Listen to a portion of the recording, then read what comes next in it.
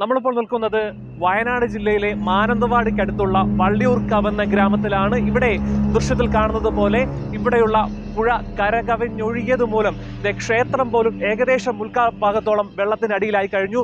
ഇവിടെയുള്ള നിരവധി വീടുകളാണ് ഇതിനോടകം തന്നെ വെള്ളത്തിൽ മുങ്ങിക്കിടക്കുന്നത്. നമുക്ക് അത്തരം ദൃശ്യങ്ങളിലേക്ക് പോകാം. നമുക്ക് കാണാം തൊട്ടപ്പുറത്തായി പാലമുണ്ട്. പാലവും ഏകദേശം മുങ്ങാറായി ഇരിക്കുകയാണ്.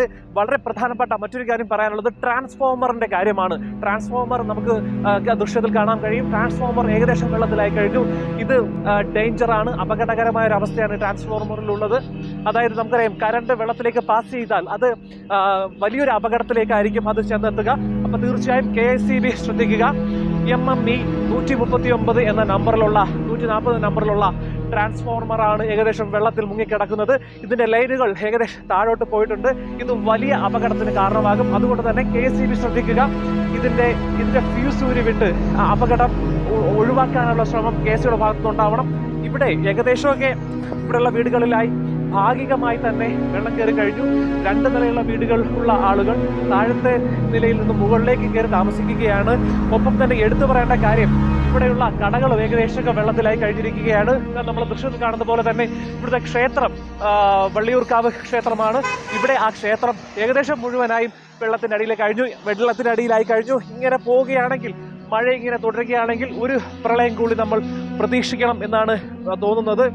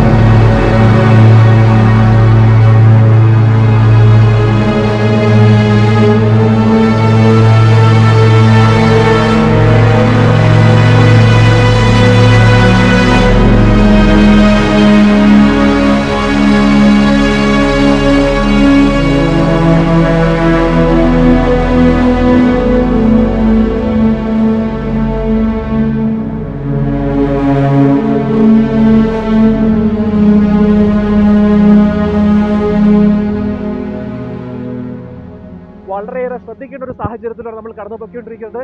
ഉറപ്പായും നിങ്ങൾ ചെയ്യേണ്ട കാര്യങ്ങൾ മുൻകരുതൽ എടുക്കുക എന്നുള്ളതാണ്. ഒരു പ്രളയം വരുന്നതിന് മുമ്പ് മുൻകരുതൽ എടുക്കുക. ദൃശ്യത്തിൽ കാണാം നമുക്ക്. ഓക്കെ, ഇതൊരു അറിയിപ്പാണ്. ഇവിടെയുള്ള ക്ഷേത്രവും അതുപോലെ തന്നെ കടകളും ഒക്കെ എല്ലാം വെള്ളത്തിനടിയിലായി കഴിഞ്ഞ കാഴ്ചയാണ് നമ്മൾ കണ്ടുകൊണ്ടിരിക്കുന്നത്. തീർച്ചയായും ശ്രദ്ധിക്കുക. ക്യാമറമാൻ റെജി രാജിനൊപ്പം ഷിബിൻ ഷാ, ന്യൂസ് കേരളം ടുഡേ.